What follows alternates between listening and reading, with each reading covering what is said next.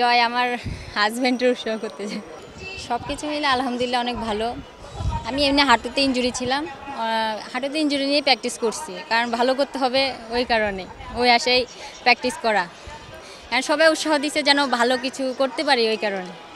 ক্যারিয়ারে বাধা হইতে পারতো, কিন্তু খেলাধুলাতে আমার অনেক প্রিয় একটা জিনিস, তো ওইখান থেকে হয়তো কষ্ট লাগতো না, ঠিক হয়ে যাইতো।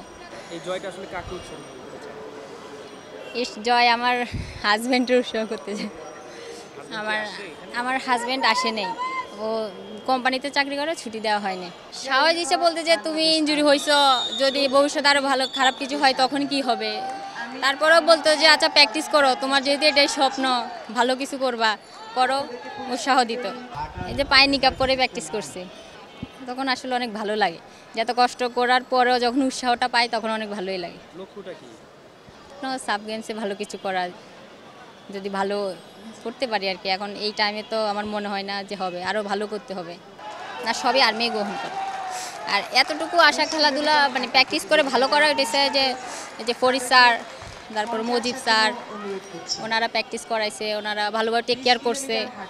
জেলাতে তো সবাই ওরকম প্র্যাকটিস পায় না, আমরা যেরকম বাহিনীতে ওরকম প্র্যাকটিস পাই, খাওয়া দাওয়া পাই, জেলাতে ওরকম তো ওটা মেনটেন করে চলতে পারে না।